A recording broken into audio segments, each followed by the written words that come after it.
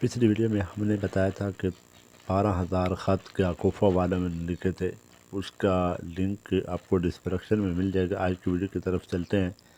10 محرم شام ہو چکی تھی، کربلا کا میدان لاشوں سے بھرا تھا۔ یزیدی لشکر نے خیمے لوٹ لیے تھے، خواتین اور بچے بے یار و مددگار تھے۔ شام کو عمر بن سعد نے حکم دیا، تمام قیدیوں کو ایک جگہ جمع کرو۔ زینب رضی اللہ تعالی عنہ سب کو سنبھال رہی تھی۔ علی بن حسین بیمار تھے، خیمے میں۔ زین العابدین زنجیروں میں جکڑ گئے تھے، مگر وہ سجدے میں شکر ادا کر رہے تھے۔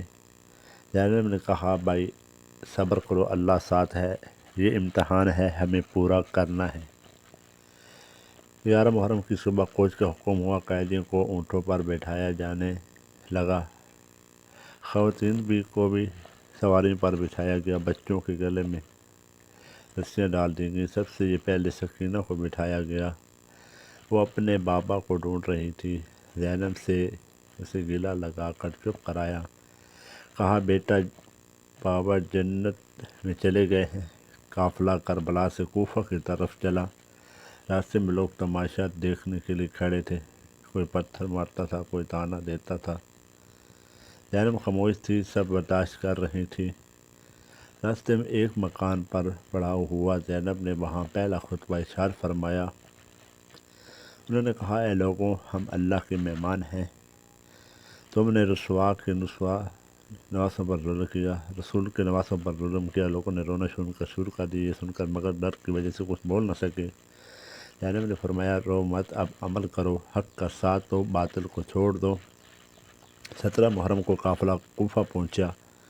کوفہ کے بازار سے گزر گیا، قافلہ کو لوگ دروازوں پر کھڑے ہو کر دیکھ رہے تھے۔ کوئی کہتا یہ رسول کی بیٹیاں ہیں۔ ابن زیاد نے دربار سجا رکھا تھا۔ اس نے سوچا تھا خوف سے سب ڈر جائیں گے، مگر اسے نہیں پتہ تھا زینب آ رہی ہے، جو حق کا پرچم بلند کرے گی۔ ابن زیاد کا دربار اور زینب کا خطبہ۔ کوفہ کے دربار میں شور مچا ہوا تھا۔ ابن زیاد کرسی پر اکڑ کر بیٹھا تھا، اس کے سامنے امام زین العابدین کو لایا گیا اور خواتین کو پردے کے پیچھے بٹھایا گیا۔ ابن زیاد نے کہا، یہ حسین کا بیٹا ہے، اسے قتل کر دو، یہ بھی باغی ہے۔ زینب فوراً آگے بڑھ کر کھڑی ہو گئیں۔ انہوں نے کہا، پہلے مجھے قتل کرنا ہوگا۔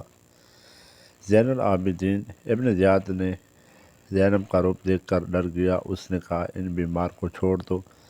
پھر اس نے زینب سے سوال کرنا شروع کیا، کہا، دیکھو اللہ نے تمہارا ساتھ کیا۔ زینب نے جواب دیا، میں ریاض الجمیلہ میں تو صرف خوبصورت دیکھی ہے، اللہ کی شہادت سعادت ہے اور کامیاب ہو گئے، تم ناکام ہو گئے ظلم کر کے۔ یہ سن کر دربار میں سناٹا چھا گیا۔ لوگ زینب کی بہادری پر حیران رہ گئے۔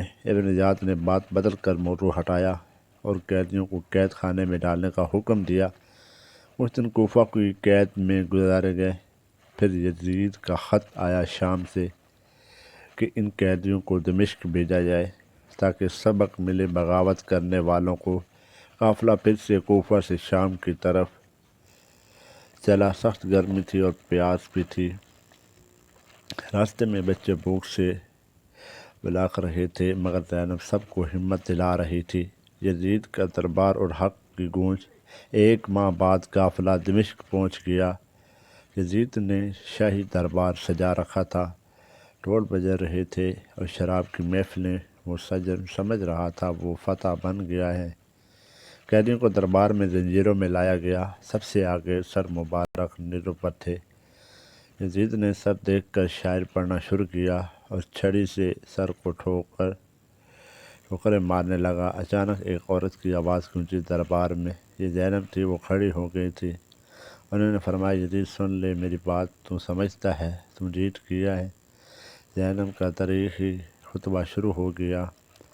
انہوں نے کہا، یزید تو نے کیا سمجھا، تو نے اللہ کے دین کو مٹا دیا؟ نہیں، یہ دین قیامت تک رہے گا۔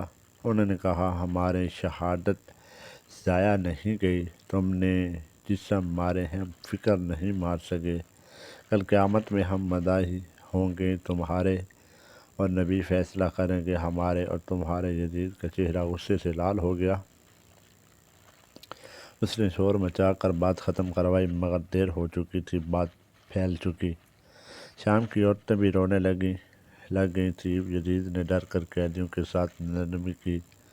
اس نے کہا، ان کو مہمانوں والا کمرہ دو، مگر حقیقت میں یہ قید خانہ ہی تھا۔